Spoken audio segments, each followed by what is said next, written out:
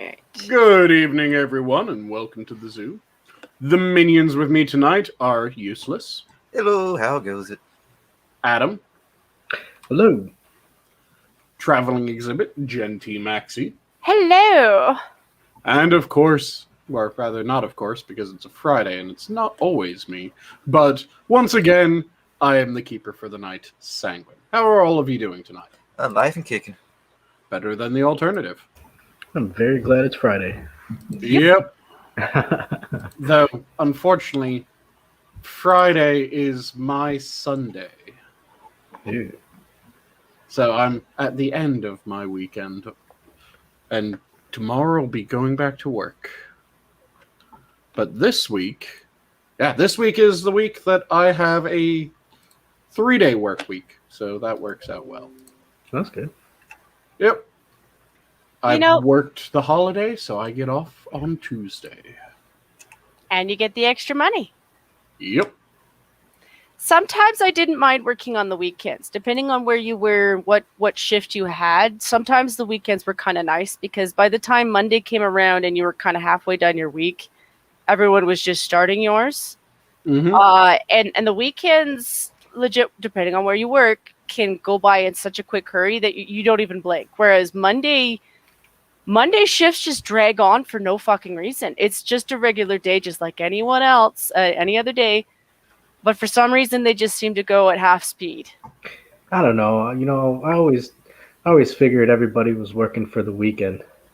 Nice. Well, before I got laid off, I used to work 6 days a week, 12-hour days. So. Mm-hmm. Oh, yeah, when Minions was just starting up, it was while I was still living in Northern Virginia, and I was working over 80 hours a week at 2 different jobs. So I'd work like 50-something hours at one and like 34 at the other. And it was 6 days I worked. 1 day a week I had off, and that was my day to run all my errands. And also, because I had one job that was nocturnal, one job that was diurnal, that one day was also the day that I had to swap my sleep cycle. Which was all kinds of fun. Why did you do that? Well, Why did you do that? Because Northern Virginia is expensive as fuck. Mm. And food is not free. So It's really expensive in Northern Virginia. Yeah. Oh, everything's more expensive in Northern Virginia. The apartment... So, I was working 2 jobs, 80 plus hours a week, and I was able to afford being the third on a 2-bedroom apartment. I was going to be asinine and be like, well, you can always move up here and live for cheaper, but then you'd have to deal with the commie, so it's not really cheaper. And The taxes. the food bill... So, where I am currently, and I don't buy really cheap groceries, as you can probably tell when I'm talking about food and my spice rack. Yeah, I noticed. But to buy the stuff that I'm buying here, which I average probably $150 to $175, somewhere in there, as an average grocery bill. Is that a week or a month? A week. Okay, that's a lot for a week. Yeah. Yeah. Well, That's like 50. it's because, okay, how much meat do you typically eat in a single meal? Not a lot. No. So you're probably Nowadays, I'd be talking... lucky to find. You're probably I eat talking a day. quarter to half a pound tops, right? About a third of the meal. Not half, but third. I I'm saying oftentimes half a pound. question how much Oh. meat is in the frozen chicken nuggets that I purchase from. Nice. But yeah, I'm talking like when you're having a dinner. Yeah. How much does your meat weigh? Are you using like a quarter to half pound? Well, I have to make a pound of meat, feed 5 people. So. Okay, so you're working Yeah. with a fifth of a pound. Yeah. So what you're doing for 5, when I have a steak dinner, Yeah. my main expense when it comes to life other than my apartment is my food. Yeah. And I will eat a pound of steak when I'm having a steak dinner. I'll have a nice 1 pound New York strip or ribeye. And it's normally a pound to 20 ounces, so a pound and a quarter. I am channeling Dennis Leary, and he is saying that when Sanguine goes out for dinner, he doesn't just have the cow; he rides it home. Oh, I think I told you guys about the most ridiculously portioned meal that I've ever eaten was, haven't I? I don't think so. Nope. One in Okay, Japan. so this was not in Japan, though I did have an enormous meal in Japan. I had many enormous meals in Japan. Okay, listen, if you get a chance to ride the cow home that belongs from the Japan market, then invite me along, because I want to try that beef so much. The largest meal that I've ever consumed was after... So this was back in that time period where I was working the 80 plus hours a week. One of my jobs was I was an EMT. And at that particular job, I was supposed to have a schedule of 3 12s with overtime would always work out to north of 40 to 50 hours. Because it wasn't voluntary overtime. It was, hey, you have a call that takes 6 hours past your end of shift? Well, sucks to suck. I remember I was working security one time. I got off a 16-hour shift, and they called me to do another 8. I'm like, oh, sure, I need the money. Yep. So I was on for my 12-hour shift. My 12-hour became a 18-hour shift. And I was due back in the morning on the next day. Yeah, I hate those shifts. So I was starving because also that entire shift, there was no time in between calls to go grab food. So it was 18 hours on a completely empty stomach. Ugh.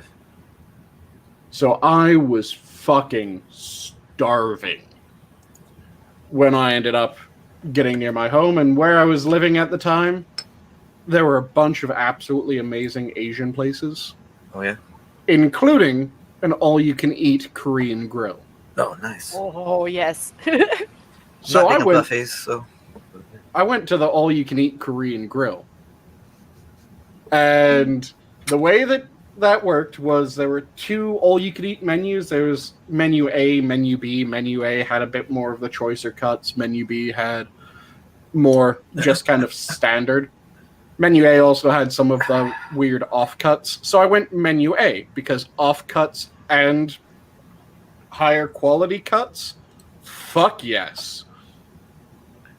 And you'd place your order. You'd place an order for 3 meats at a time. And it would be brought out on a grill that then you would cook your food on.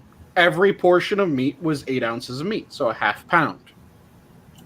So every grill was a pound and a half. 4 grills later, and about 44 to 66 ounces of beer, and all the side dishes that they bring out, the rice, the soups, all that, I finally tapped. So, like I said, pound and a half per grill, 4 grills, that's 6 pounds of meat.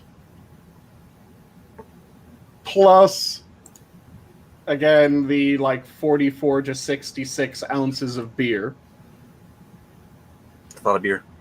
And I think I got a couple shoes of soju in me. And then the sides that went with it, which included this amazing Asian potato salad that was just, oh my fucking god, amazing. Really heavy vinegar, which I'm a big fan of vinegar-heavy potato salad. What kind of vinegar, though? It was a rice wine. Okay. So, absolutely amazing meal. But when I finally went, okay, I think I'm good, I could see the change in the server's face, because as they were coming out with additional grills each time, they seemed a bit more worried. And then when I finally tapped, it was, oh, thank God. Because I'm pretty sure by like the second grill, I'd put them in the red. Yeah. That was... all you can eat. What it say, you can eat all you want, but, there's still limits to it. Yeah. Oh, that place didn't have limits. It just relied on the fact that most people, they aren't going to eat 3 pounds of meat by themselves. Yeah. Let alone 6 pounds of meat by themselves. So how much does this little venture cost you? It was not terrible. It was less than $10 per pound. Oh, that ain't bad. Yeah, because I think it was 40 something for the all you can eat. Yeah. And then like probably $4 to $5 for each of the beers that I had. Oh, wow. And then the soju was the soju might have popped it up to just barely over $10 per pound. Okay. That ain't too bad, I guess. Yeah. Especially with all the... For 6 pounds of meat, the sides, the beer, the soju... Oh, I was a pig in shit. Especially after that just knockdown, ridiculously hot summer day in ambulance, running constantly, not able to sit down or not even just not able to sit down, but not able to even like run into McDonald's and go, I don't care what, just give food now. Money. I didn't have time for any of that. So just absolutely goddamn dog tired by the end of the shift. Yeah, and starving. And then I got that meal. Oh god, it was amazing. That's the one thing that I miss about living in Northern Virginia, especially that part. There were restaurants that I found that were just absolute beauties. There was a Japanese French bakery that I still dream about every so often. That everything was made fresh in-house.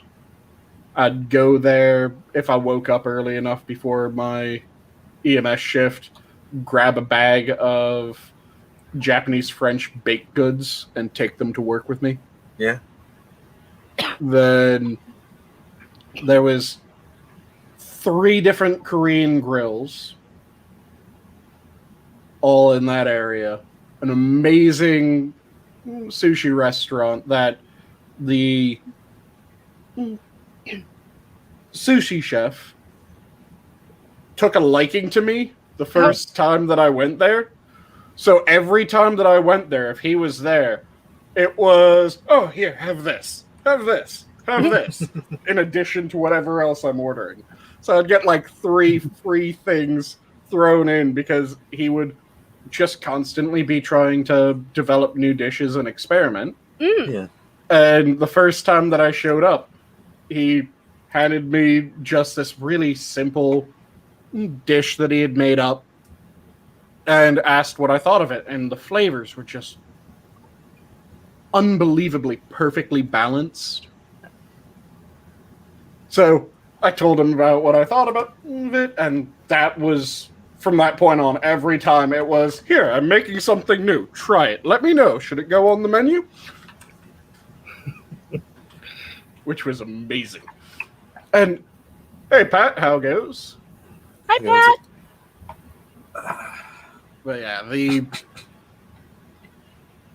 so when my weekly food cost is more expensive than a standard person, that doesn't really surprise me because, yeah, I'm eating somewhere between like 2 to 4 times the standard amount of protein.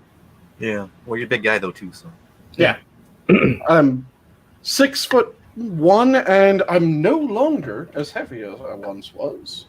I'm slimming down while still continuing to eat the same way.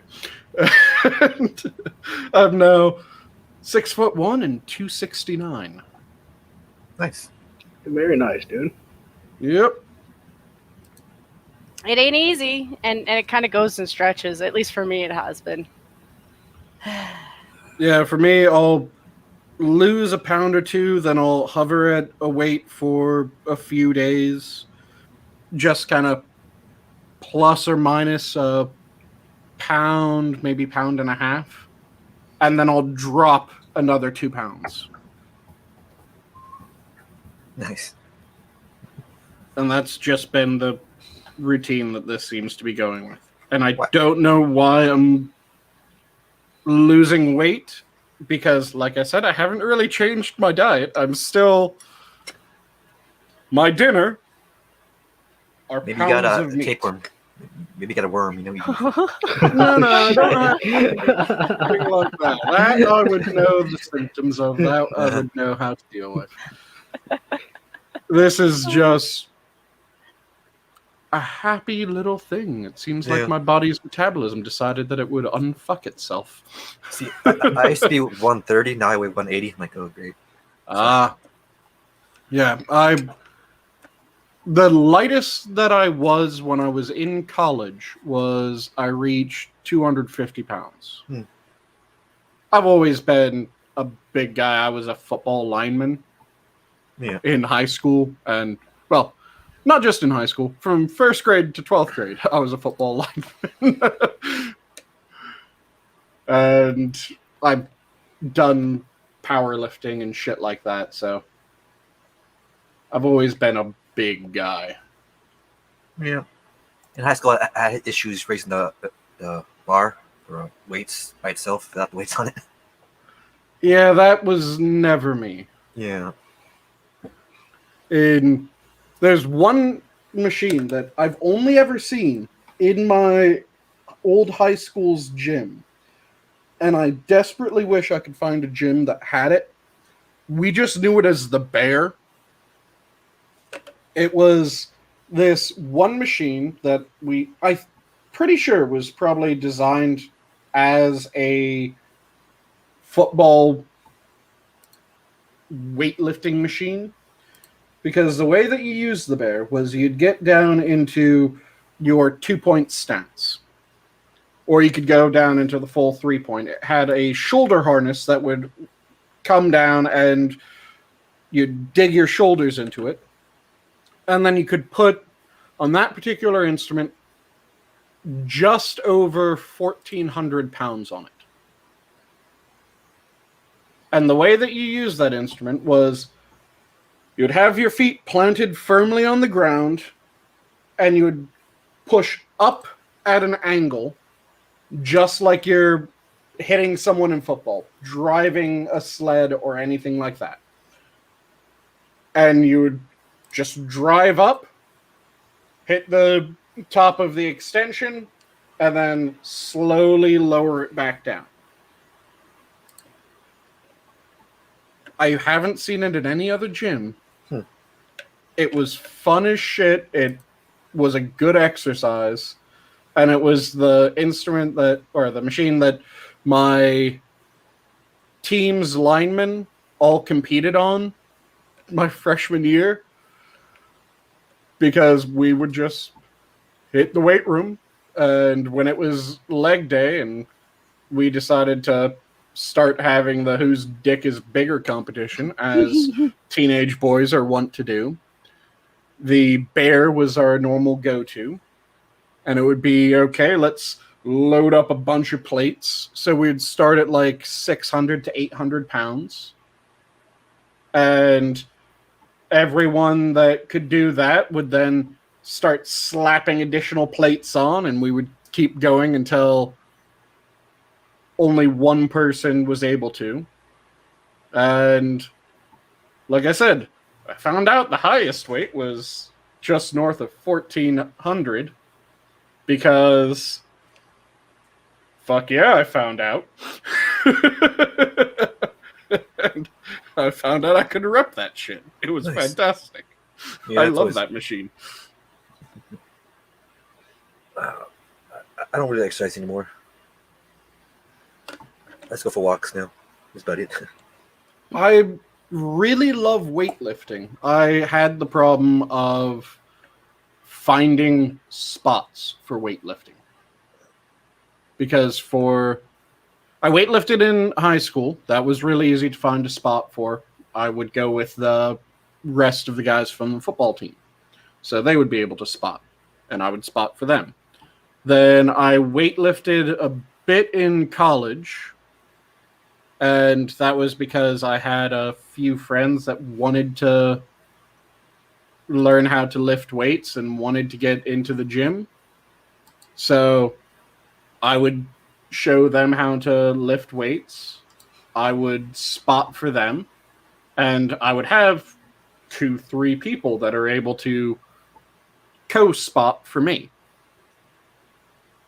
And then I was able to spot for a while after college with my best friend when we hit the gym. Because I would spot for him, teach him how to lift weights, make sure that he was progressing properly. He would spot for me. And then it reached a point where I started going into dangerous levels of weight, even for endurance lifts.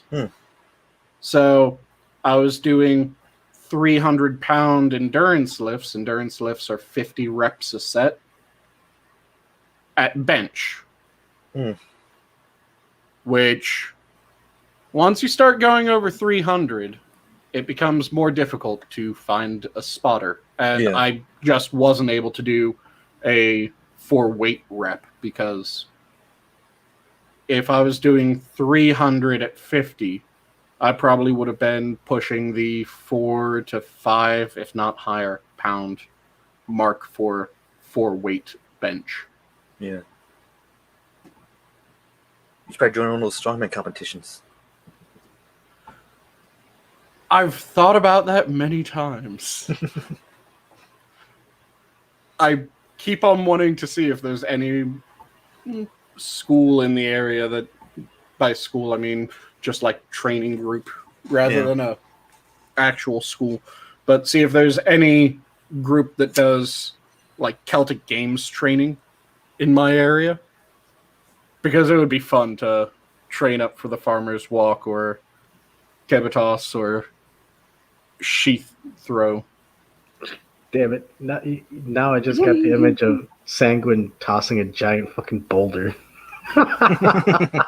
And you've seen me, you yeah, know. no, I know. That's what I mean. Like, and for some reason, I now have this image of Sanguine trying to throw mundane Matt, and that's even funnier. Just like a bowling ball, you know. Boulder toss the boulder boy.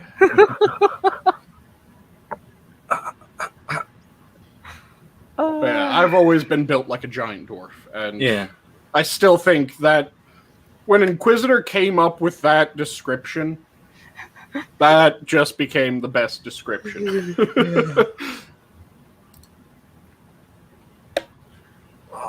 Wait, Quiz brought that up? Or I think it was. that name? Yeah, I think it was Quiz that someone asked, like, what did we look like? Yeah, and I went, well, I'm 6'1", but I'm like over 2 feet from shoulder to shoulder, and I'm just stocky as hell despite my height. And he went, "You're a giant dwarf." Okay, I'm a giant dwarf. That's the new description. Yeah. He was probably thinking of like Warhammer too. Yeah. I'm a giant fantasy dwarf because those are normally like 4 foot something. I'm 6'1", same build. Yeah. You're the king of dwarves.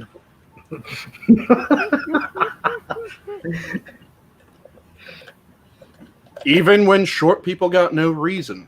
Mm-hmm. Due to my height, I have a reason. Yeah. He has the only reason.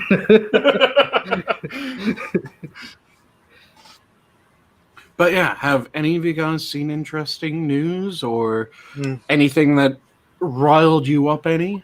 Oh, I saw a tweet where a big old black man kicked this small guy with no arms in the back for What? saying some words. I'm trying to find it on Twitter. That's fucked. Yeah, let me find it and I'll link it. I don't know. I saw that video that Sinatra posted about the game journalist. And, Yep. I was kind of surprised to see that's propping up again. Yeah, and everyone got really pissed off at Hardwire for that, which I laughed my ass off when I saw There's that inside article. chat. Let me pull it up and see what this is about. Well, first pull it up and make sure that it's Yeah. reasonable to show, and then Well, I don't know about it. It's violence, so might not And be. there's no boobies. No.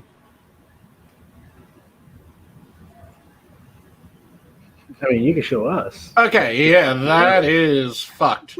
Yeah. So yeah, it's a literally unarmed man in what looks to be the subway of not sure what area. Probably New York or some shit. Seems reasonable for New York. Yeah. Oh, is this the guy who lit the lady's hair on fire? No, this is a guy who... The dude who was the victim has no forearms, which is what I mean by a literally unarmed man. Yeah. And he's... The person who posted this said half the size of the man who is the aggressor. No. This dude is maybe a quarter of the size of the other dude. Yeah, he's tiny. What? And as the little dude without any arms turns away after getting into an argument with the bigger guy just straight kicks his hip and right in the sends back. him into the turnstile. What? I didn't think how the guy got up real quick. Just look at him. Mm-hmm. See, bitch. Dude, I mean, I took a bong rip. Yeah. Yeah. He- But are you serious? Is this Well, what look- you're telling me? Well, it's in the side chat, man. You look at it. Here. This is Oh. something that I think Oh, it I thought he was isn't gonna show us. terrible. Yeah, it isn't terrible. I think I can show this because it's not blood. I just needed to Yeah. watch it a couple times, make sure that I didn't miss anything that would be completely untoward. So everyone able to see? Yep. Okay, cool. Let me click back over to the share window, bring this back to the start. Holy shit! And I'm doing this without the audio because Oh shit! Is that the audio has nothing of any use. what the fuck? Yeah. Why did I Yeah. do that? See what I mean by the dude without any arms is literally like a quarter of the size of the other dude? yeah. Holy shit! He's a midget. He's. I mean, he might be missing his knees too. I don't know. Oh god! No, he Because of has his everything. knees because he has his feet. Yeah. Just because in King of the Hill, Cotton had his knees stitched to his feet does not mean that happens in real life. It should. That'd be funny. Yeah. Oh, but that poor guy though. Yeah. Oh, still. But yeah, like I said, he just got straight kicked right at the hips. Yeah. And That's brutal. Legally I'm really not speaking, isn't this liking- a hate crime? I know he fits the white bill, but he also fits the handicap bill. Well, who knows? It's, Well, according to people on Twitter, he deserved it because he said some words. So. Oh, of course. oh, yeah, which I'm really getting sick of seeing all this violence that's going on. It's terrible. Yeah, and the fact that other people are present when it's happening, that's the part that keeps on pissing me off. Yeah. Being normalized, man. Because other people are there and they see the attacks happen. And what should happen in a sane world where people are acting properly. If something like that happens, the very next thing that you should see is whoever was the aggressor is pinned up against the wall by a group of people going, "What the fuck is wrong with you?" But every time, it's missing that. You'll see the videos of older Asian women getting bricked in the head by what looked like Leslie Jones in New York. Well, they deserve it because they're, not that up the higher class. And, well, sorry, not bricked in the head. I think the Leslie Jones one was the hammer, wasn't it? Yeah. So, yeah, she attacked them with a hammer. And there were people that were walking by. Well, you know this. You know it is, right? Black people can't do no wrong, so you have to leave them alone.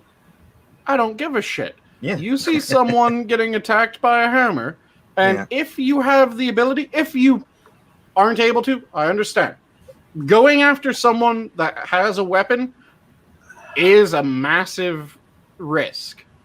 Well, I mean, do not recommend most people do it. There was that one recent incident, I think it was in California, where there was the female officer who got attacked by some big Latino dude, and then there were passerbys who started, kicking them and hitting them, and it took a bunch of them to get them off her before the other cops got there. But and it's videos like that where people are that was surveillance video, though. That's the thing, and the hammer incident was also surveillance. So these are if nobody was there to film it, so we probably wouldn't have even known about it if that surveillance video wasn't there. Yeah, the damnable thing is that in a number of these cases, it's not that no one was there to film it. It's, you can see in the film, there's a shit ton of people a good chunk of the time just watching. And walking by.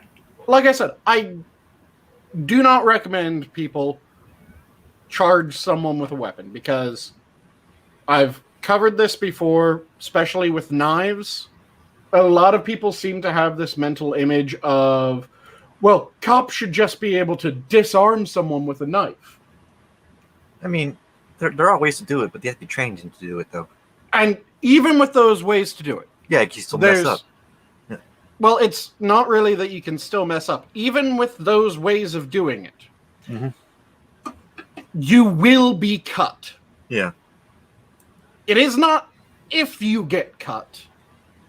It is not if you fuck up, you get cut. It is you will be cut. That is one of the things that they really stress when it comes to those methods. If they're taught by someone who actually knows what the fuck they're doing, it's you will be cut. The trick is you decide where and how badly. Yeah. Because there is no, you just do this and it goes off without any damage to you unless you're disarming a mannequin. If you're disarming a mannequin, absolutely. You can disarm a mannequin and be perfectly fine. No real threat to yourself.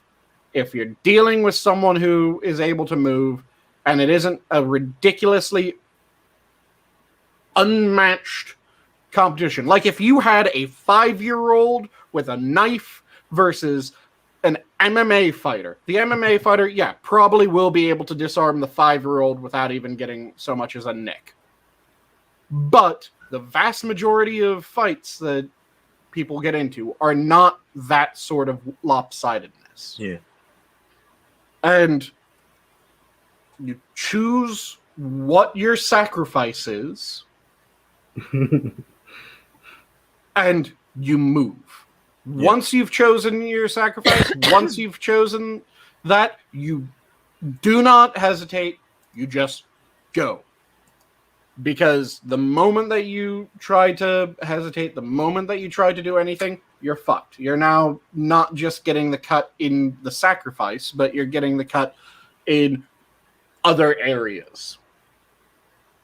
And I say this as someone who has dealt with being unarmed when someone else had a weapon. I think I showed Adam the scar after stream one night. I have what I call the sacrifice scar on the inside of one of the crooks of my fingers on my left hand. Neat. Because I decided that, yeah, my left hand is a hell of a lot better option than my right hand or anything vital. Yeah. Well, my brother stabbed me in the hand with a pumpkin carving knife when I was a kid. I don't even remember it. Intentionally or accidentally? Intentionally. Okay. But yeah, it's something that happens, and you will end up with the scar afterwards. Yeah. Just remember, chicks did scars, though, so it's fine. Nice. Good movie reference there. Yeah. But yeah, it's... So I get not everyone's going to charge it.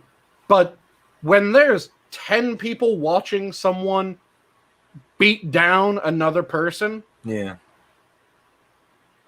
10 people can take down one person really fucking easy. That is the point where it is absolutely the 5-year-old versus MMA equivalents. Yeah. It just drives me crazy. The number of times that I see those sorts of videos, and there's just people sitting there with their thumbs up their ass. No one's doing anything. No one's trying to protect the person or even just get the attention off of them. Yeah. Well, most people want to, intervene with these kind of things. Because they're scared or nervous, Yeah, I don't want to admit that cowardice is that common. I know it is, but I don't want to admit it. Yeah. Because it should be that if you see someone being beaten senseless, because that has happened time and again, where the person is knocked the fuck out, and someone is still beating on them. Yeah. How many times have we seen a video where someone gets knocked the fuck out and the person then starts stomping on their head?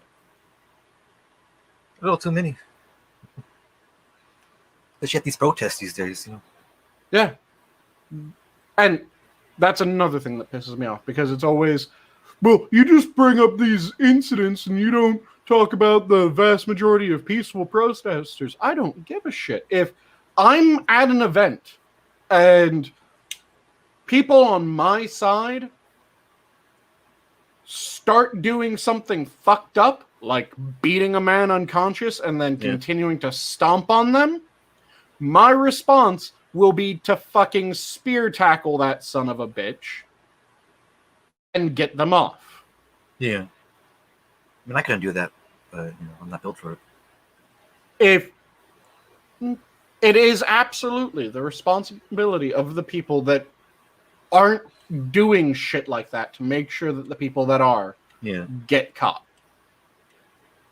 Like there was one incident from the summer protests that I thought was absolutely beautiful. And it was when a bunch of the protesters saw the guy trying to break sections of sidewalk up so that he had rocks to throw. Yeah. And 3 big guys from the protesters ran up, just manhandled the dude and dragged him up to the police, dropped him at the feet of the police, and started going, this motherfucker was breaking the sidewalk trying to get rocks to throw at y'all. get his ass in jail. Mm-hmm. We aren't doing that shit. It isn't us. It's this fucker. Yeah. They And don't do that. Most protests, they don't do that.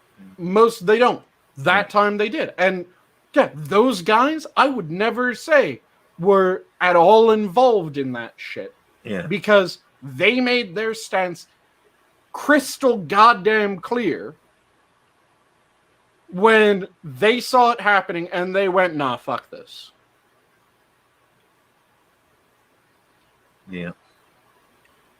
If you, like I said, if someone from my side is doing something fucked up, I'd do the nah, fuck this. And I really hope that pretty much everyone would have that response.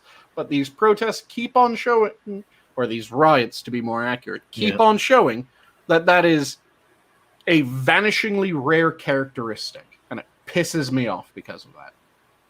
Well, I made an example of that the other day. Like, I've been following the church stuff that's been going on in my province and my city. Just because, like, I do stand behind them. Like, you know, the whole fact of the matter is they should be allowed to go to church. You know, it should be nobody else's business but their own. And they're, you know, they should be responsible humans who know how to take care of themselves. But at the same time, though, I also understand that there are laws and there are things that you still have to abide by when it comes to public interest. And so the other day, so the thing is most of the news that I follow with them does come from the Rebel. And, you know, they had this lovely little video where the pastor is giving his kids and a bunch of his members a nice baptism. And I know exactly where they're doing it because I live in the city. And I know that the river that they're on is just downriver of the sewage plant. And I'm like, listen, I don't have a problem with you doing what you're doing. It is a beautiful video. They did make a nice shot. But at the same time, though, when you went home, I hope to hell that you went and took a shower because your argument, at the end of the day, your argument is with a bunch of hypochondriacs. So them seeing that is not going to win you your case because there were ducks and geese right behind you. And that's called paramyositis and beaveritis. Which, honestly, I fully respect them going swimming, too. Like, I'm not actually a hypochondriac. I do think that you should do that. But at the same time, though, these are people who aren't going to win the battle by not, like, demonstrating, hey, we had our kids take a shower afterwards. Because we're not retarded. And there is something to say. This is something that is known within certain sections of the medical community, and I'm not sure how widely known it is outside of this. Have any of you ever heard of Amish hardiness? That also goes by a couple other names, but Amish hardiness tends to be one of the most common. It sounds like a buff in a medieval game, you know? It almost is. Yeah. So it is effectively in one day.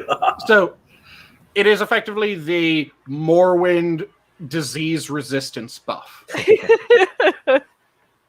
And it's something that has been noticed among the Amish. The Amish have a much lower rate of allergies, as well as a much lower rate of certain types of infections.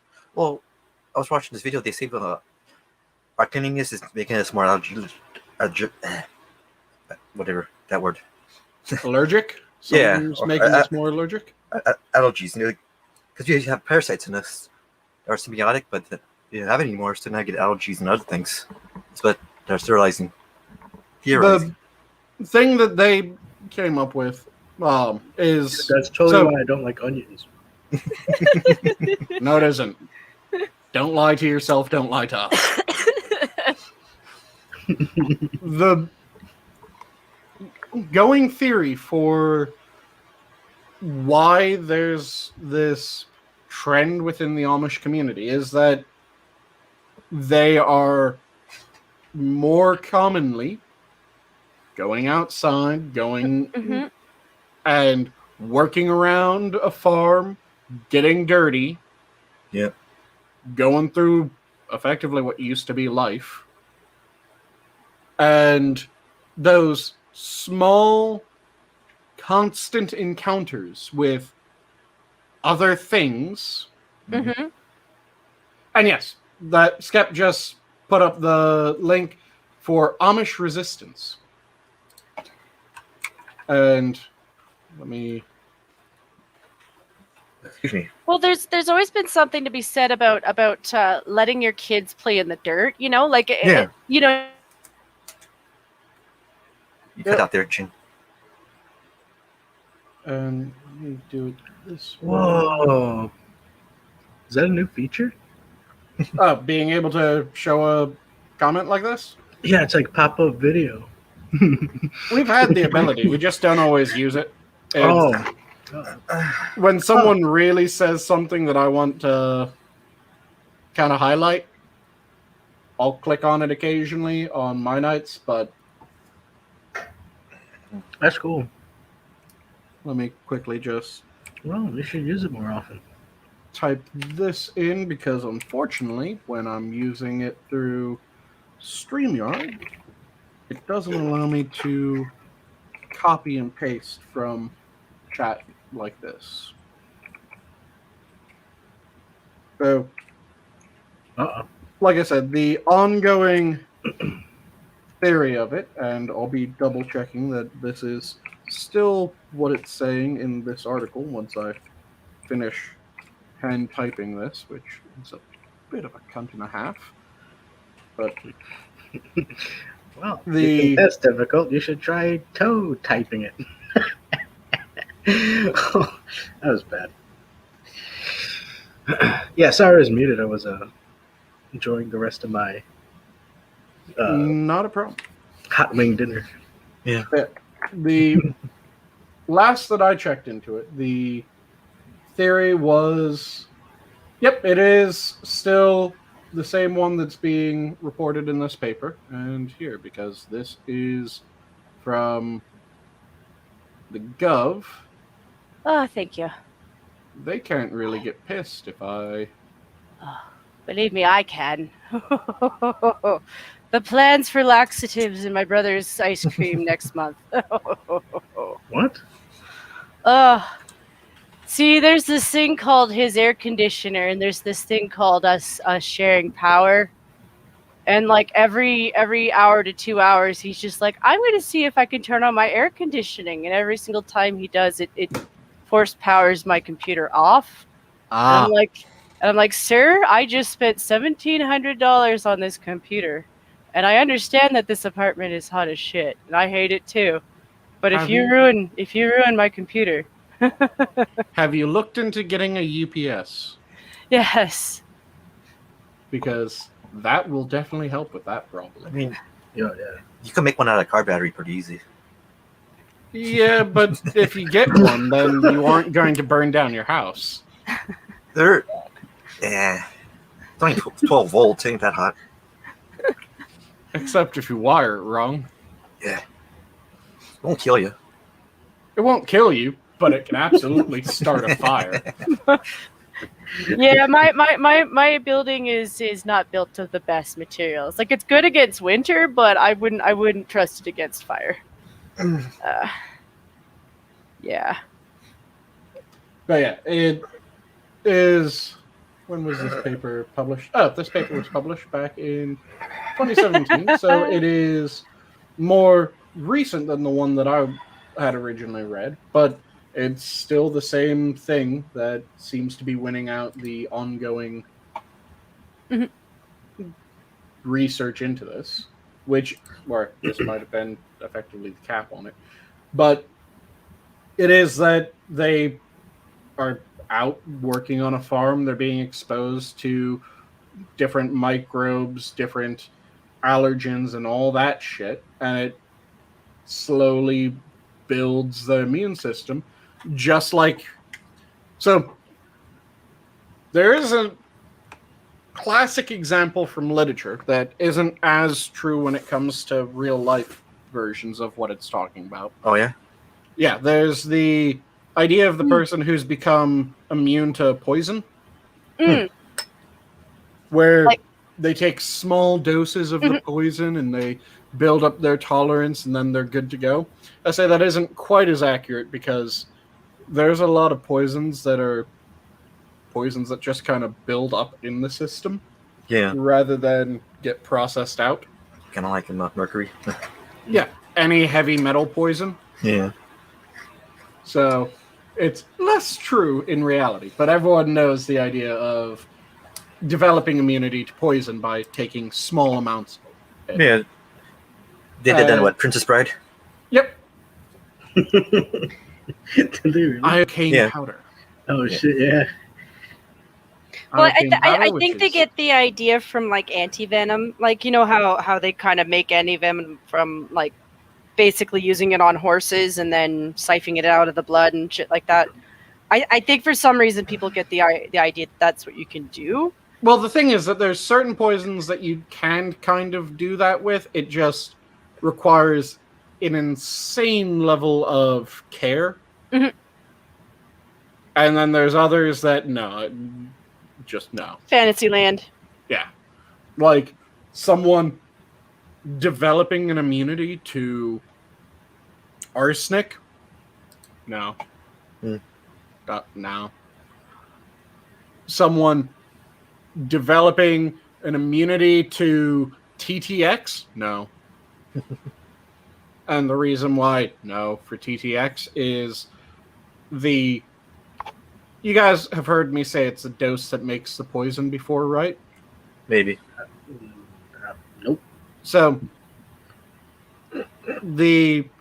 when it comes down to it, it's the dose that makes the poison. What that means is everything is poisonous. It's just a matter of how much it takes before it becomes poisonous. Yeah, even water could kill you.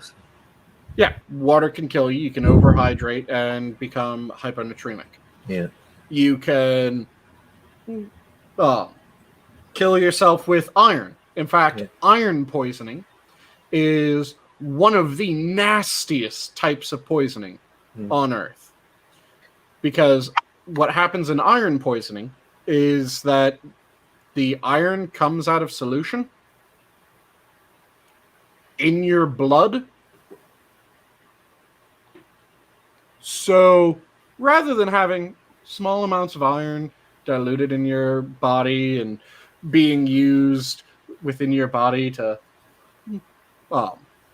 produce certain compounds and allow oxygen to be transported by your red blood cells.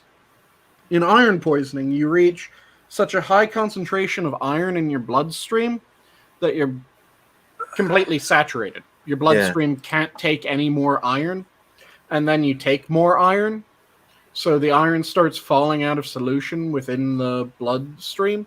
And you guys are familiar with making rock candy, right? Mm-hmm. Yeah. Same process, only it's iron and the liquid's trying to move. Yeah. Yeah, we used to do that a lot in the Victorian days. A lot of lead poisoning and metals and shit. Yeah. With the iron poisoning, though, it's your body starts producing caltrops in your blood vessels. It tears them up, huh? Yep. Just rips you apart. Because it's trying to push caltrops through very sensitive tissue. I actually learned that nutmeg is toxic if you eat too much. So. Yeah. Jeez. There's a lot of things that are toxic if you... Well, like I said, everything is toxic if you eat a certain amount of it. Every chemical does have a certain point where it becomes toxic. It's just there's a bunch of chemicals where the amount that it takes in order to become toxic exceeds the amount that you could reasonably consume. Yeah. And this is true of everything. And when I say everything, insulin. You can poison someone with insulin. Your body produces it. It helps you break down sugars in your system. You can poison someone with it. Hell, there's certain things that can cause oxygen toxicity as well. Yeah. Which is why as depth increases for a submarine or something along those lines, the air composition is changed. So it goes for slightly lower levels of oxygen. With more hydrogen? They shifted in a number of different ways. So Okay. they normally don't go for hydrogen because if you increase the quantity of hydrogen and you're decreasing the quantity of oxygen, then you're increasing the quantity of oxygen even more because hydrogen and oxygen react and can do so almost spontaneously. Okay. Very little energy. In fact, it might be. Skep, if you're still in the room, I can't remember off the top of my head. Is it spontaneous at about room temp? He said he was heading to bed. Yeah. So. But he said that and then been in the process. Yeah. But if I remember correctly, it is effectively spontaneous at room temp. I could be slightly off on that, but if I remember correctly, it's virtually spontaneous. Because I know we can't breathe pure oxygen. That's not good for us. So. Well, we can. It has some benefits. It has some downsides. Okay. The longer you're doing it, the greater the downsides are. So for short-term effect, breathing pure oxygen can be rather beneficial. So there's studies that show breathing pure oxygen is able to boost your mental faculties for a short period of time. For instance. So are you saying that Spaceballs was right?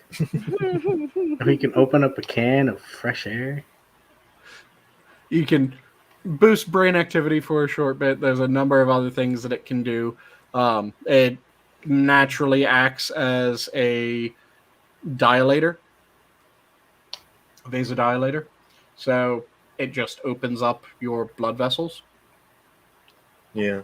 And allows things to move more smoothly, which is why when it comes to EMS, at least when I was in EMS and when I was being taught, there was one thing that, you could slap on any patient without any sort of, I'm going to do this, and it was oxygen.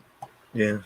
You could slap a non-rebreather on someone and not really worry. There were very few things that you would have to take note of in that.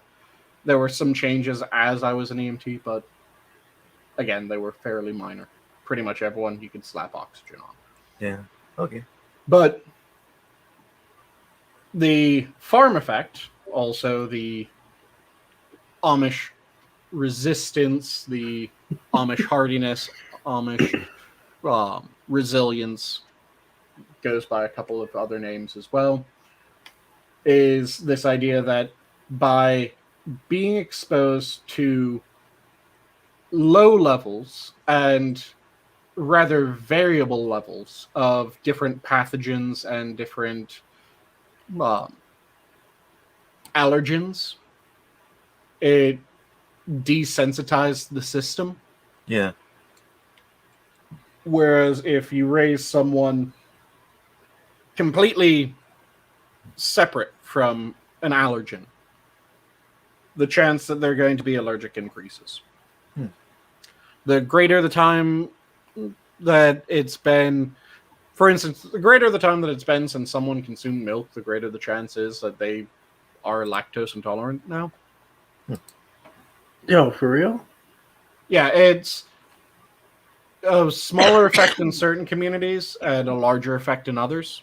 I don't know, man. I can't remember the last time I had a glass of milk. So, well, you eat cheese, right? Oh, yeah. Yeah, that would still work. The ones that wouldn't be the same desensitization would be like really well-aged yogurt. A proper yogurt has almost zero lactose left in it, which is why people that are lactose intolerant can often still eat like Greek yogurt without any stomach issues. There's a number of other things that they can also do. Really hard cheeses also decrease the amount of lactose in the aging. But cheeses tend to be a bit more dodgy, whether they reach the point where it is not an issue or whether it's still a bit of an issue and you might end up glued to your toilet for a while. But yeah, the Stay tuned. whole idea about it is that as you get exposed, your body becomes more used to it, better able to deal with it. There is a small chance that the inverse will happen. That every time that your immune system gets activated, there's a very small chance that it might spiral into autoimmune. That is still true. But the chance that you will be having your immune system rev up to the same degree at a later introduction of the same stimulus decreases. See, I don't know if it works for those kind of allergens, but I know that for some people it does work with like pets. Yep. You know, because like my brother was always kind of allergic to everything, but when he was living at home, he was more tolerant of it because he grew up with the dogs there. You know, he'd built up enough of one that he didn't even know he was allergic until he moved out and then came back to visit mom and dad and was like, yeah, your dog's kind of killing me. Yep. Yeah. Like I said, if you remove yourself entirely from allergen for a sufficient period of time, there's a increased chance that you will find out that, yeah, you're allergic to it. Huh. Exciting. Yep. It makes you want those parasites back. Keep clean. Dude, and that perfectly explains why I don't eat onions. No, it doesn't. No, it doesn't. Don't lie It to us. does. Don't lie to yourself. But you see, it's not even that I'm even fussing with them. Like I said, I don't even have a problem with people doing what they're doing. It's just their argument is with people who are hypochondriacs. Yeah. And I'm like, you're never going to win that argument with hypochondriacs by doing something that's just going to... Well, I do have an issue with people who use their medical issues as excuses to be shit people, you know? Well, Yeah, I totally agree with that one too. You know, I feel like with these people, I just want to encourage them to go that one extra step forward, just to explain to these people that yes, they do go home and they take those showers. You know, they are showing their kids how to do things normally. It's just you shouldn't just automatically assume people aren't either. Mm-hmm.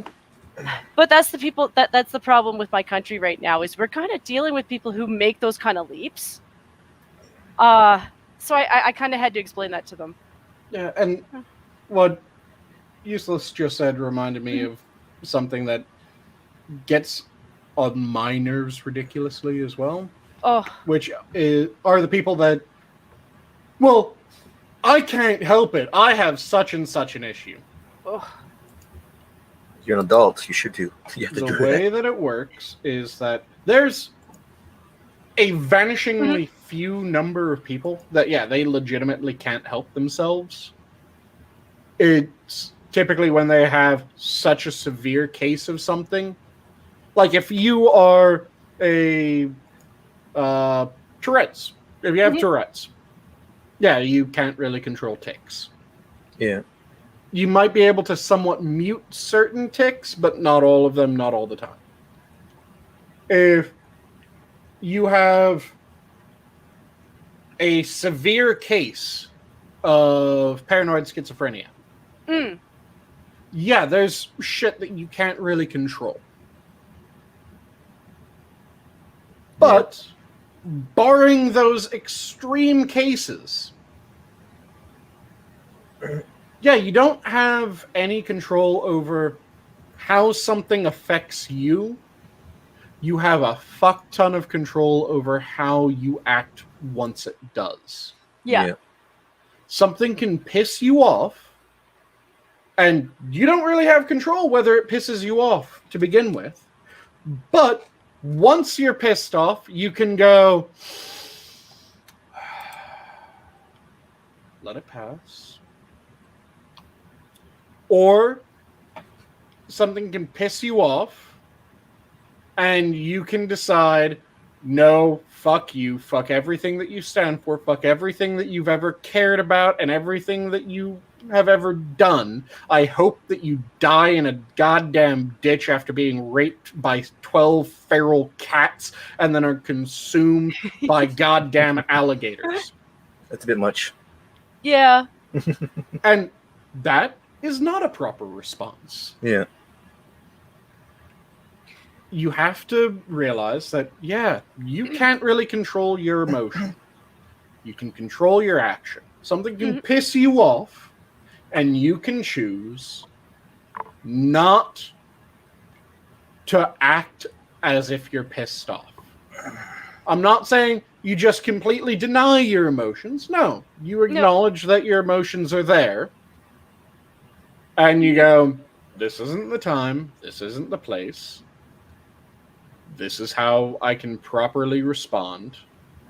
And then after you're done with everything, yeah, you might end up getting really pissed off at work, realize that you can't just tell your boss to go fuck himself, even though you really desperately want to tell your boss to go fuck himself. And then you get home and you scream at the garbage disposal for a few moments. And then you continue on with life. I think I can explain my angle pretty well. Like when I'm trying to explain to these people is basically customer service, and the kind of customer service I'm talking about is advertisement. You know, because they're trying to advertise their side of the story, and I'm like, if that's how you're going to advertise your story, you're trying to appeal to. Yeah, and I am saying the hypochondriacs, and I'm not saying that that's an excuse for them to be like, yeah, I'm a hypochondriac, therefore you need to stop, drop, and start cleaning everything. I'm just saying that the hypochondriacs are the ones who are kind of pushing the police down their throats. Yep. So if you're trying to make an appeal to those people, you still kind of want to make an appeal to those people. So you kind of want to play at least a little bit of 3D chess. Don't cater to everything. I wouldn't either. You know, that's the problem, is too many people are catering to them, and we've kind of spread our butt cheeks, and all we're doing is more of that. But at the end of the day, though, at the same time, you know, they're trying to appeal to the normies who are trying to look in on it. Like, I actually had an argument with my mom about it. Because she had no idea. Like, she's under the belief that they're not obeying any of the laws. And I'm like, as far as they're aware, they're running, as far as they know, they're running as they're supposed to be. You know, and their comparison, are like, they can compare to other places in Calgary. Like, they can compare to the mosque. You know, the mosque hasn't stopped at all. You know, so it's just one of those things where the hypocrisy is there, and it's either the rules exist or they don't. Yep. You know, so I fully support them going out and doing what it is that they need to do for themselves. But I'm still at the same time, I'm still a customer service person. You know, I'm still somebody who's like, if you're trying to make an appeal, you gotta learn how to advertise. An advertisement means, you know, taking that little extra step to explain to retards that this is the other stuff that you do, because you're aware. You're aware. You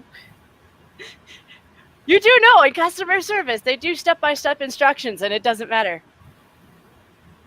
It doesn't matter. Someone will always go the opposite way anyway. Exit this way. Someone comes up to ask you, which way is the exit? That was my favorite store, because everyone would try to go in through the exit door. It doesn't say exit. There's one right next to it that says open, and then the next door says nothing. Everyone tries to go into the door that says nothing, but it just had this wonderful thunk. Nice. And you can hear it across the parking lot. Very nice.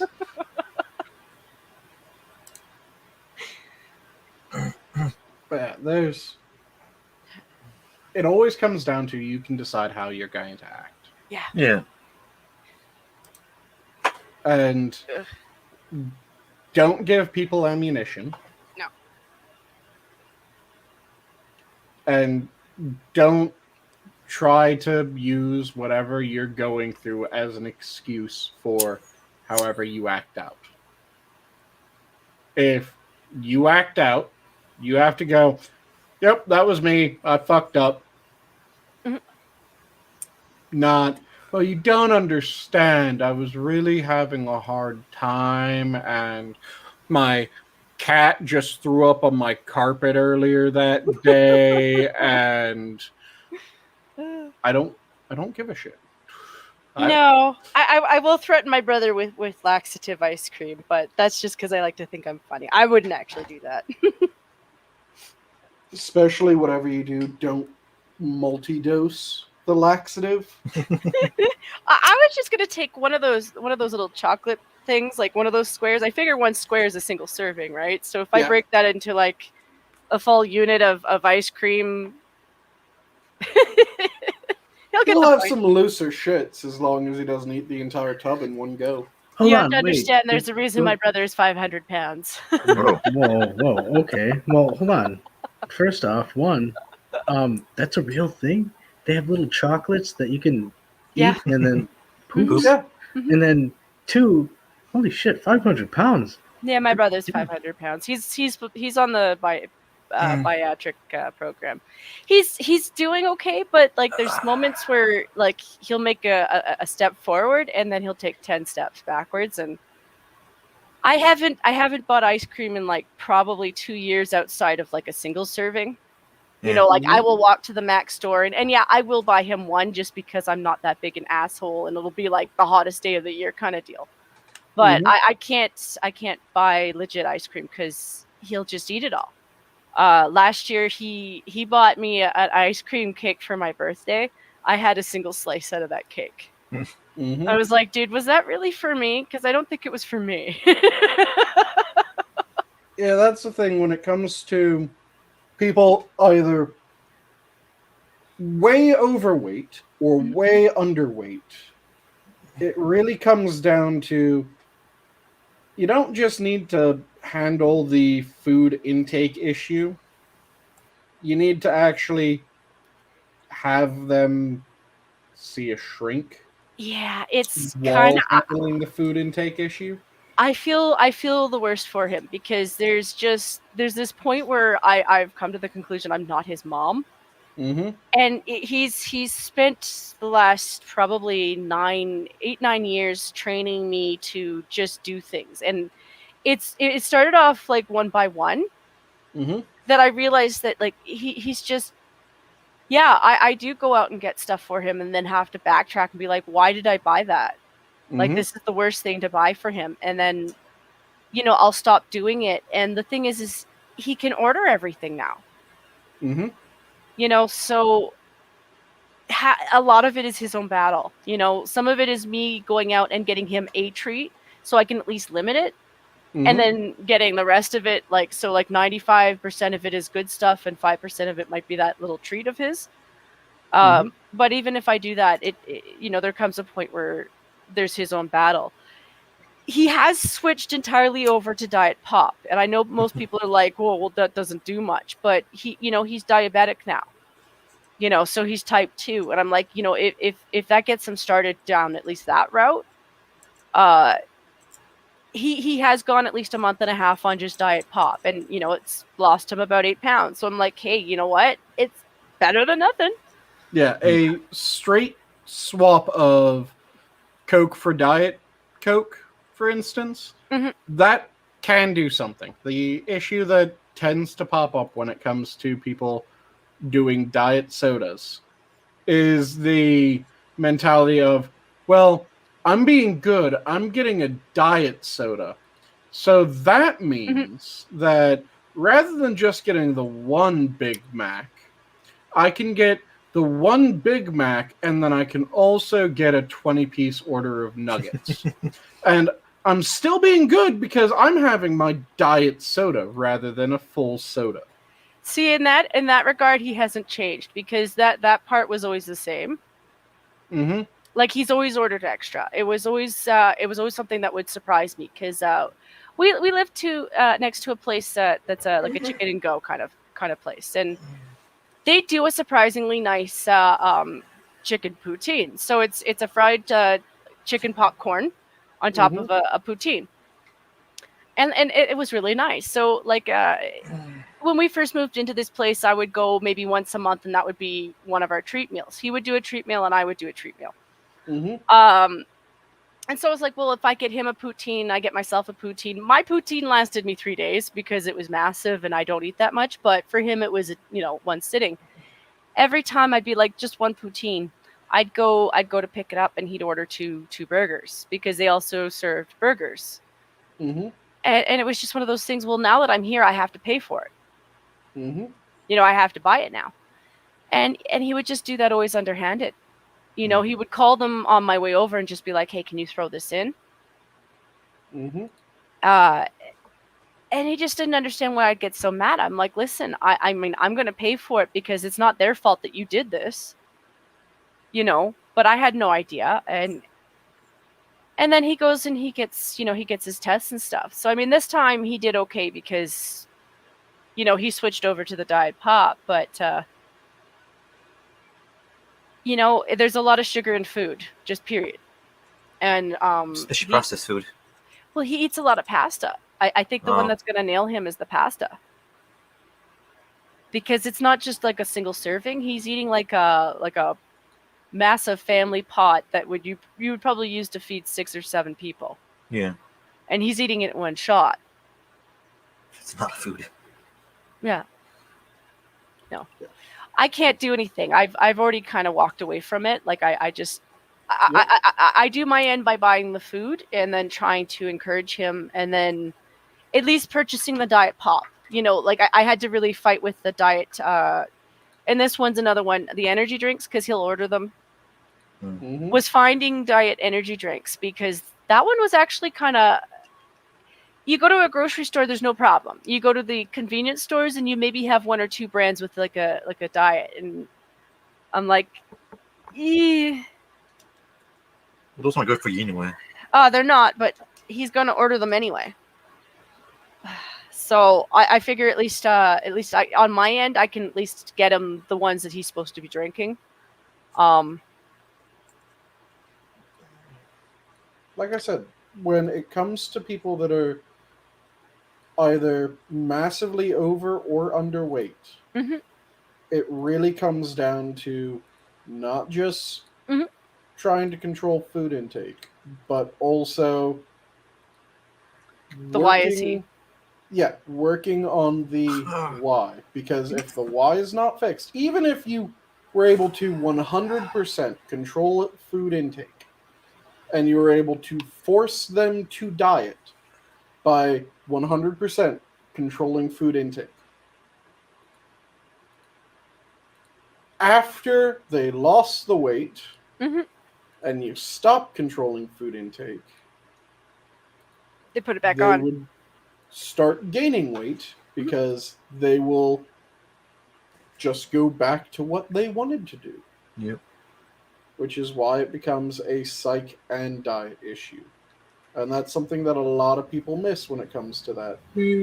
There's people that don't need it because they get big and then they have that, no, I'm going to change. And they maintain that, no, I'm going to change. And that happens a lot. That happens all the fucking time. But unless they have that change, they aren't going to be able to maintain. Yeah, I've kind of figured that my brother has this fantasy idea that, you know, maybe he works it out with this bariatrics, and he loses just enough to get into the program to get the operation, because that's what he wants. Is he wants to get the rubber band. Mm-hmm. And I'm like, that's not a one-way solution either. Like, you can do that and that's good, but if you keep eating with that on, you could potentially put your life at risk. Yeah, You know? Chris Christie blew up, what was it, 3 bands? Mm-hmm. Because he got the stomach band, Mm-hmm. then he kept eating exactly how he was eating before, which you cannot do. Blew through it. Mm-hmm. He got it again. Kept eating. Blew through it. Got it again. Kept eating. Blew through it. Like, he's lucky he didn't die. Yep. You know, And a lot of people don't think about it, but there's 2 main things that you're told after surgery you cannot eat for a good long while. And those are rice and bread. Yeah, things that expand. Yep. See, my thing with my brother is it wouldn't even take food. I think I think he'd drink it. Because that's his thing. Is he tends to drink just as much as he eats. Drinks his calories. Mm-hmm. And like I said, the diet pop will help him a lot because that at least will cut off at least that proportion of his calories. But that's always going to be an issue with him. And I think I will try to think about getting that spritzer machine. Because half of his problem is he just likes having bubbly things. And I'm like, well, at least then I can limit what kind of sugar he's eating. Oh yeah, SodaStream would be fantastic for that. That's what I'm thinking, because at least it would be something and it would be cheaper than what he's doing. I want to say it will be cheaper. Oh yeah. It wouldn't be cheaper. We get about the same price. Well, yeah, because you still have to buy their cartridges, but I mean, you can use it on other things. Like, I mean, I think you can use it on regular water if that's what you decide to do. But yeah, and you can make your own shit. So, like, if your thing is lemon lime sodas, get a $1 thing of lemon juice, a $1 thing of lime juice, and fill up the SodaStream bottle with water, fizz it, add in lemon juice, add in lime juice. That will last a ridiculous number of bottles. Yeah. So it ends up being cheaper than buying all the bottles of a lemon lime soda. And you still get lemon lime. You don't have to buy the special lemon lime syrup that they sell. You can just get your own lemon juice, get your own lime juice. Or I would. Yeah. What I do is take some club soda and mix it with that frozen concentrate. Drink your own soda. Yep. But if you're trying to limit the sugar, then you don't want to use the frozen concentrate because those tend to be sugared frozen concentrates. See, as much as I hate them, I did get him stuck on using the no-name brand Mios, because you can get sugar-free with those. Like, I dislike them because the concept of them is just unnatural enough to me to make me think there's something off on them. But they are what they are. Like, they're just a concentrated juice. And they do have sugar-free ones. So I was like, well, hey, it's like 24 cups of juice. If I get him the spritzer, then he just needs, whatever drops in water. And then he's got a sparkling juice. Is it necessarily the greatest juice? No. I don't like them. But he likes them, so I'm like, okay. Yeah, and like I said, if you get just lemon juice and lime juice, boom, lime drink, tastes good, and lemon juice and lime juice. You don't need a fuck ton in order to flavor the entire bottle. And vitamin C is good for you. Yep. So you end up with a much lower calorie version of the same fizzy lemon lime flavor.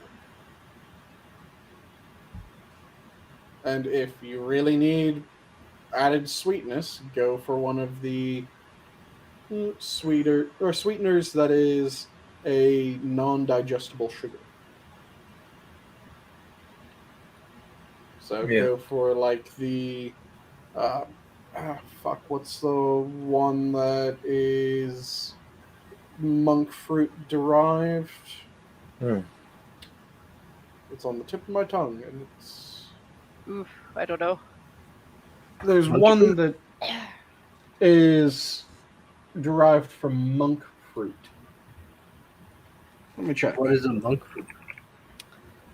Here, let me pull up what a monk fruit is so that you can see one of those. And they're rather weird-looking type of fruit.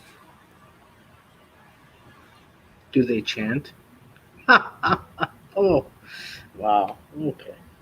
Let me share screen and show you guys what a monk fruit is. Yeah, so the Diet Coke and the Coke Zero are still a little bit different, and the only reason I know that is because I did watch a couple of videos where people just concentrated them on the stove, and yeah, Mhm. it is very very bare minimum. But the fact is that my brother is type 2 right now, so like even if it's only like a 1% difference, it's still a 1% difference to his blood type. So Well, certain artificial sugars can set off a diabetic. So they can. yeah, Oh, they Certain can. ones, not Yeah. all. yeah. But I have to get him, like, he has to get started on something, you know. Yeah. So I figure if he can go like half a year on a diet pop, at least it gets him used to that kind of sugar or Yeah. something that's not necessarily sugar sweet, because that's part of his problem is the addiction. But Sanguine's right. The other part is the psychological, and that's the part where I can't help him at all. Like Yep. I've almost begged my parents to like try to get him some real help, because like I feel like I'm part of the problem, because we get into little arguments, or like I've had issues with my own diet. Like I've actually been in the opposite boat, that I've just kind of been losing a lot of weight. And you know, sometimes my diet's fairly controlled. Like I regained some weight because like on my diet I got sick at the same time. And that's Mhm. something that I've decided is a no-no. Like I'm trying to lose weight slowly so that as I go, my skin can heal as it goes. Because I can't afford to get a skin graft. That's just all there's to it. So between exercise, that's kind of where I'm trying to go. But the last couple of months, I've just had the worst stomach for digesting food, and actually my nose has been a bit of a problem too. Like I've just my sense of smell's kind of been off. So like I just don't even have the trigger for hunger half the time.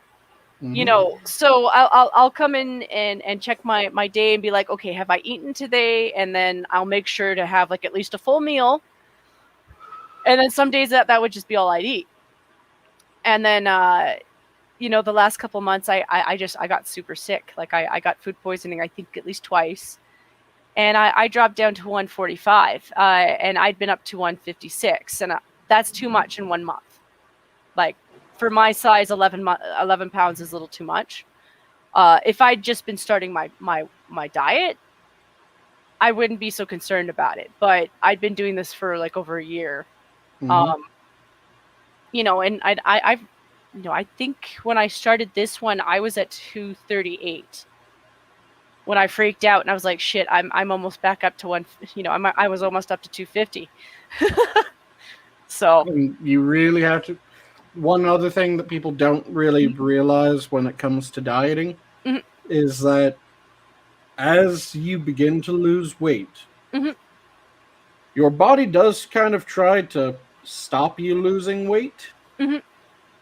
by becoming more efficient. There's a limit to how efficient it can be, Mhm. but it tries to become more efficient. And what that means is that your metabolism starts dropping because the more efficient your body is, the less energy it needs to do what it's doing. Yeah. The less energy that it needs to do what it's doing, the lower your metabolism ends up going. So, a person that is losing weight can end up having to eat substantially lower than it in the raw calculation they should. Mhm. Because there's the raw calculations of if you're a male of this height at this weight, then you need to eat this number of calories in order to maintain this number to gain and this number to lose. And those can be off by almost 50 or a bit more percent as you drop weight. The more extreme the weight loss, the more extreme the difference. Mhm. It takes time for that to recover. It can recover and your metabolism can go back to normal, but it takes time. Mhm. Yeah. So, for a substantial period of time after you lose weight, you'll have to continue eating much, much less. Yeah. And, Adam, these are monk fruit. Oh man, Not onions, they were Adam. gonna have. I thought they were gonna have like a bow staff and Uh, That'd be a fruit monk, not a monk fruit. Oh, It's kind of like a ninja fruit. ninja fruit. What do they taste like? Almost nothing except sweet. Huh. Sweet. Well, And is it a different kind of sugar? Could you compare them to another fruit? Well, like I said, it's almost nothing, just really sweet. So most other fruits have a strong taste. Yeah, it tastes like sugar. This tastes almost like sugar, so it's less used to eat by itself and more mixed into other things and used as a sweetener.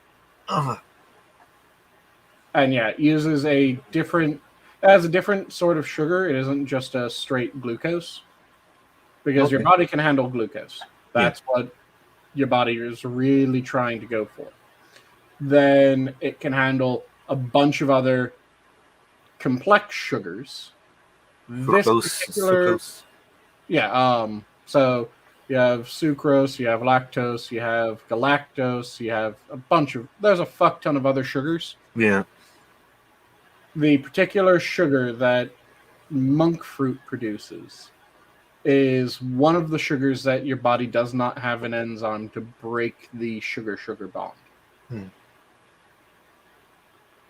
So your body's not able to fully process monk fruit sugar, but to your taste buds, it's sugar.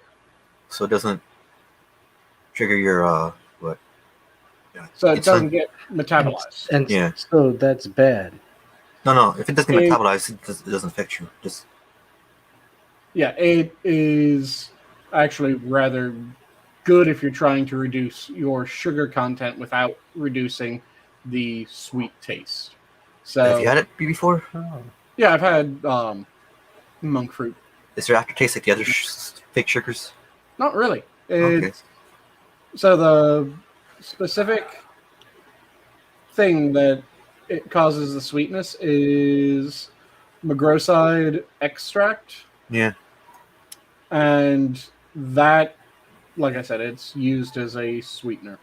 It doesn't really have an off taste or anything like that. It's its own thing, and it is like 250 times sweeter than sucrose. So you use less monk fruit sweetener Okay, that's good. than you would if you're using sucrose. And Much. interestingly enough, the sugar that your body most wants is glucose, but glucose is one of the ones that tastes the least sweet. Sucrose is one of the ones that tastes really goddamn sweet. I kind of freeze, not my skin. And if I remember correctly, standard sugar is glucose and sucrose combined. Let's see. Let me make sure that that is the right thing that I'm... Because yeah, I'm almost positive that I know it's glucose and dextrose is the one that is the best version of... So, a bunch of sugars have different handedness when it comes to the molecule. This is going in a bit too deep. So, there's two different types of glucose, two main types of glucose. One is dextrose, if I remember correctly. And let me just double... Yep, dextrose is the main one that your body really wants. And then there's the other sort of glucose, which is a little bit sweeter than dextrose. Then, because dextrose is the one that's most easily uptaken and used in the body, then you have the complex sugars, and complex sugars are 2 sugar molecules or more. So 2 different types of sugar molecules or more bound together. So they form a new molecule, the 2 sugar monomers forming a polymer. And those can be in a bunch of different forms. So you can have glucose and galactose. Quickly make sure that I'm remembering the right molecules. Yep, it is glucose and galactose form lactose. Almost positive it was, and it's nice. So glucose and galactose form lactose. So when someone is lactose intolerant, it's that the body does not have the proper enzyme to break lactose back down into glucose and galactose. There's a bunch of other complex sugars. So sucrose is one of the other main ones. And then you have maltose is another one that is fairly common. But then there's ones that are still naturally occurring sugars. There's also some that are lab-made sugars. Yeah. But in the case of monk fruit, it's a naturally occurring sugar that is not a sugar that the body naturally has a... Yeah. A lot of the sugars made in the lab were discovered by accident too. So yeah, it's glucose and glucose together make sucrose. Yeah.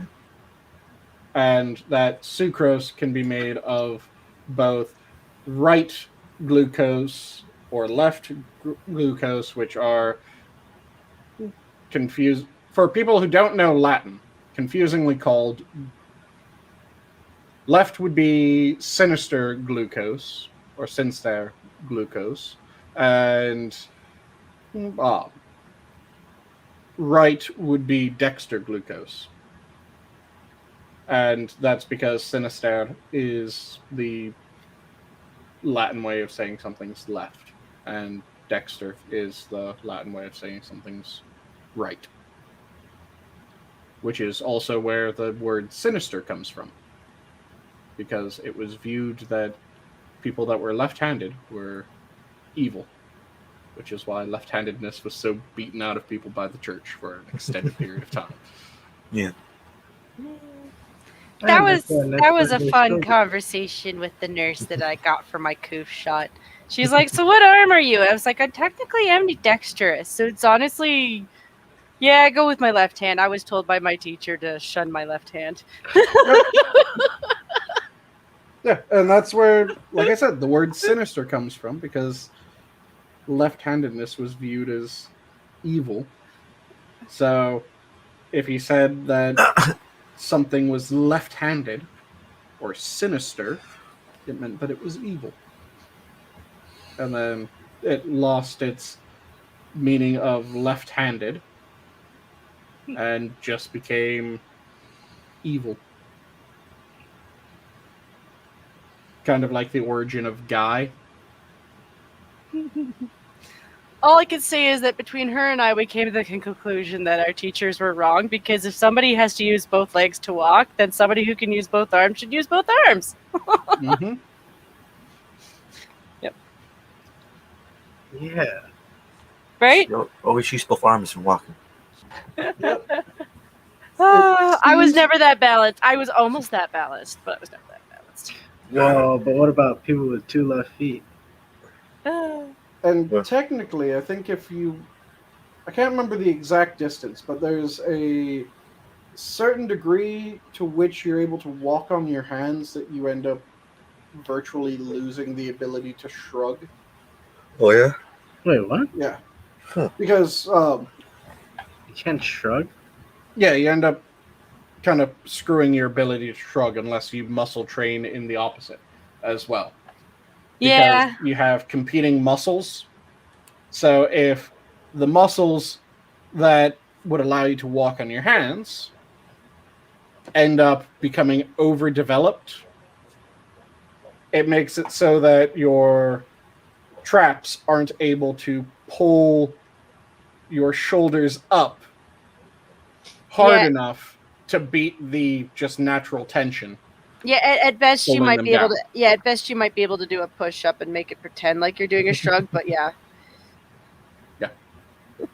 And that's just one of those weird things that, yeah, you can completely unbalance your muscles and lose certain motion abilities. now on the other hand, if you can still do a a handstand and do a push up, that's still kind of cool. So, you know. Yeah, I haven't tried in ages, but for the longest period of time, I was able to do mill presses as well as shrug a ridiculous amount of weight.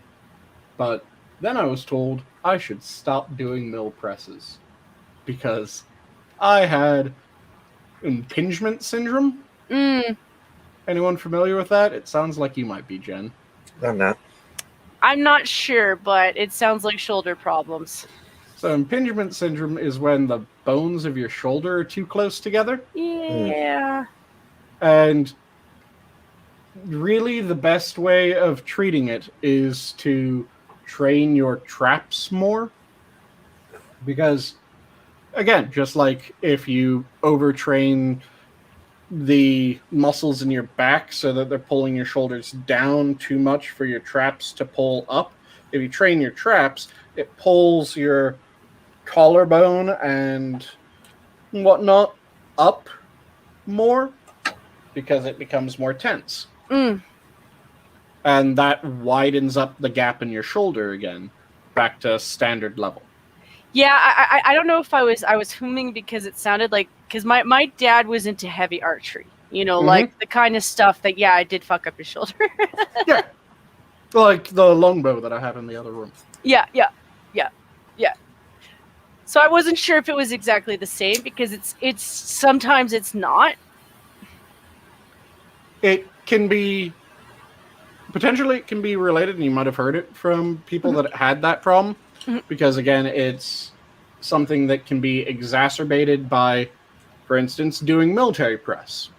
Because military press pulls those bones down as the muscles get more and more developed, which increases the problem with the impingement syndrome. And if someone has impingement syndrome and they're doing heavy archery and they end up having their shoulders swell, as they rather well would, you can end up with the nasty part of impingement syndrome, which is because all the bones are too close together, when there is swelling, there's only so much space that it can swell before it starts doing nasty things.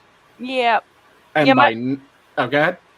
Yeah, I was gonna say my dad had he'd had a couple of car accidents on top of it too. So I think between that and the archery and exactly what you're saying, he had to have pins implemented into both his shoulders to yeah. I mean he's a lot better now because of it, but at the same time though, like finding a shoulder person is an entirely different situation to knees and hips. Yep. Yeah, for impingement syndrome, the nasty shit that can happen is, for instance, your shoulder starts swelling. There's not enough room for everything to still fit there due to the swelling. So your body has two options. The better of the two options is dislocate the shoulder. Just force it out of the socket. Because if you force the shoulder out of the socket, there's now all that room that the shoulder just vacated. The head of the humerus just vacated. But, go ahead. You could dislocate your shoulder at will now? Say again? You could dislocate your shoulder at will now? I don't dislocate my shoulder at will, no. But it's if the shoulder started swelling sufficiently, it would force itself out of the socket. Or there's the worse of the two options, which is unfortunately the one that my arm decided to do more often than not, which is rather than forcing the humerus out of the socket, it would instead lock the humerus into the socket and start smushing everything against it to the point where circulation to that arm would cease. Nerves going to that arm would be pinched off. Yeah. You're And- lucky if you can sleep sitting down. Like, there's no sleeping down. Yeah, and eventually, when my arm swelled enough, it would reach the point where that arm was just dead for a bit, and then swelling would go down and I'd start being able to use it again. Which is why when I had that, the doc told me the charming thing that any 15-year-old wants to hear of, yeah, if you don't get this dealt with now, you'll lose the function of that arm permanently. Yeah. Thankfully, the solution What a was choice. I got a shot of corticosteroids, and then I started doing a fuck ton of shrugs. The corticosteroids to take down the swelling from the tendonitis and bursitis I had at the same time. Yeah, but the working on the on spreading yourself helps a lot too, because a lot of people fall in the trap of not doing both. Yep.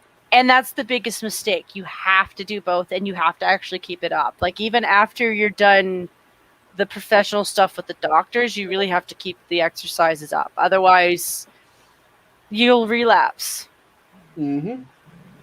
And I know people who've done that, and they just keep going back for the cortisone shots, and it's like, you can't just keep doing that either. Mm-hmm. Also, I don't know why anyone would want to. Have any of you had cortisone shots? No, but they Had a hurt. Cortisone shots are the most fucked up feeling. It's not really a painful feeling. The best way I can describe it is, imagine someone's trying to inject one of your muscles with honey. Mm. So it's this thick, fucking insanely thick solution being injected into your body to the point where you can feel it as it starts oozing out from the initial injection point and going to the rest of the area around. Ew. That cortisone No. take pain away. I don't know. Oh, it doesn't really hurt. It's just this really goddamn weird sensation of I can feel something moving in me. Yeah. Why can I feel this moving in me? I thought it would be like a normal shot. This is like you put a fucking non-Newtonian fluid in my goddamn arm. What the fuck is wrong with you? And that was when I threw the doctor. Yeah. But it is about that time. Let's go around for parting words. Useless, you first. Well, you know me. I'm gonna say have fun, because with one video, having fun. And my video should come out this weekend, hopefully. Nice. Vegemite on Vegemite and Marmite. So Mm-hmm. Whoa. Should be a good video. Don't put it in your mouth. I'm kidding. I do know that I think it's the Marmite is the one that they used to make tiger bread in Britain, and that one actually does. I actually could see that being tasty. What the hell is tiger bread? Okay, you know what? If you make tiger bread, I'll watch it. I think What? Sanguine already has an idea what I feel about Marmite and Vegemite. Well, shit. Yeah. It's basically what they do with tiger bread. It's actually similar to what you would get from like a baked pretzel, because it's just basically adding a yeast coating to the bread outer crust. Yeah. So it's just a little bit more of a yeasty flavor to it. It also made like a little bit more of a crusty, like a thicker crust to it. And it also gave it almost a striped appearance, if I remember correctly, doesn't Yeah. Yeah, Huh. yeah. Which is how it got its name. Should See, try I that then. I could see that being tasty because like bread and a little bit more of a yeasty flavor that's kind of like a pretzel. I could see that being tasty. Yeah. But Mhm. yeah, I don't know much about that other than the pretzel reference, and that piqued my interest. Let's go Jen next. Well, things that are going on for me. Well, first of all, I am promoting for somebody else because I just find it absolutely amazing. So, I did mention this to Sanguine earlier, but all right, Alex and Drunken Uncle will be playing Ark tomorrow, and he said it was 9 p.m. his time, I think, or I'm not sure if he meant my time, but I think he thinks I live in Eastern Standard Time. So, I'm not sure what that means, but I would keep an eye out for it because Drunkle's never played the game before. Not really. I guess the one time he did play, he figured that running away from the bad guys was hiding in his straw hut. Nice. So, if anybody wants to watch something really amusing, I would highly recommend watching that because I will be. And then Adam. I don't have anything to promote or anything, but hey, thanks again for letting me on. Always enjoy the chat with you guys and with both of you, and And someday we'll convince you to try onions again. yeah, well, no, that's not gonna happen. But I can make jammy onions that you'll like with Jameson. dude, it's I not can make you some. Jameson. I can make some onion gravy. You won't know there's onion in there. Well, like I always say, Yeah. God bless and I love you all. And I'll leave off with my standard. If you're passionate about something, make sure that you devour it. Don't let it devour you. And with that, have a good night all. The zoo is closed. Have fun. And just remember, if you swim in the river, you should at least take a shower afterwards. I highly recommend that you still swim in the river. Have fun. Enjoy yourself, but take a shower afterwards.